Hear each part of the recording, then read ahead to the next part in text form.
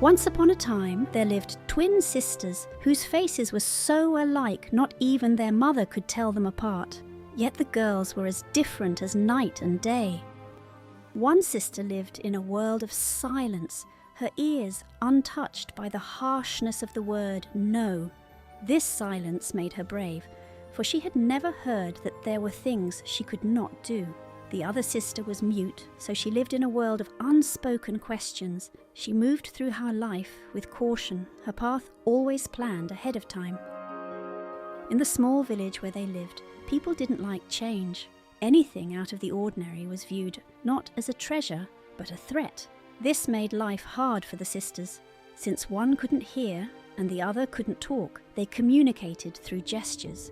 This made them different, so they were teased and bullied all the time. These unfair threats made their mother mad with rage. The people in the village did not want to deal with her anger, so they locked her up in a dungeon. Then they told the king she was crazy, so she was sent to the island for lost souls, far, far away. The sisters thought about why their neighbours were so mean. Why do they fear what is only different? Maybe Mother can help us understand. We must go and find her. And with that thought, they went out into the world. The sisters walked for many days deep into the heart of an ancient forest. There they met an owl whose eyes gleamed with the light of wisdom. "Solve my riddle," the owl said, "and I shall give you the power to find your mother. I speak without a mouth and hear without ears. I have no body, but I come alive with wind. What am I?" said the owl. As the girls thought about the riddle, they realized it was really about them. After all, they could speak without a mouth and hear without ears. "It must be an echo." "Correct!" exclaimed the owl. Impressed, the owl gave the girls a magic mirror. This mirror did not show what someone looked like on the outside, but revealed their future. So when the deaf sister looked in the mirror, she saw a brave captain of a ship sailing across the sea. When the mute sister looked, she saw herself as the navigator guiding their way. Seeing this made the girls feel brave and strong. So off they went to find their mother. Eventually, they came to the edge of the world, where they found a small boat. "We must sail across the sea and search for the island of lost souls," signed the deaf sister.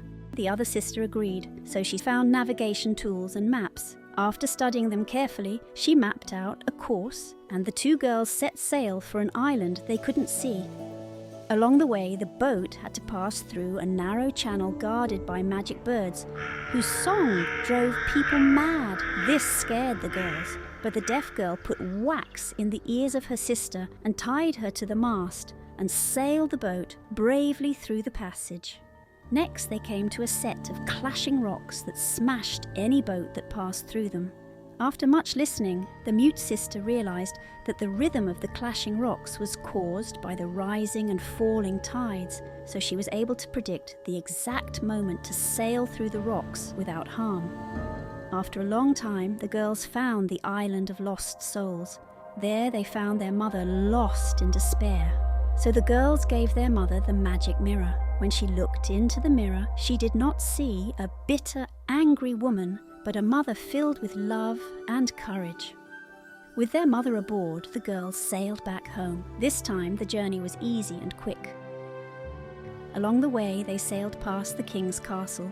"The king should know what is going on," said the mother. "We should tell him about what the villagers did and give him the mirror." So, with their mother by their side, the sisters went to the king and told him their story. "Let this mirror serve as a guide," the deaf sister said, "to help your people see their futures if they don't change their ways." Inspired by their story, the king decreed that all his subjects gaze into the mirror. One by one, as they looked, they saw not their faces but their future selves. Some liked what they saw, others were shocked, but no matter what they saw, it made them want to change. And the king changed too. Enchanted by the mother's resilience, he fell in love with her. They married, and the girls were welcomed into the palace. And so the world became a place where people saw not only with their eyes, but with their hearts.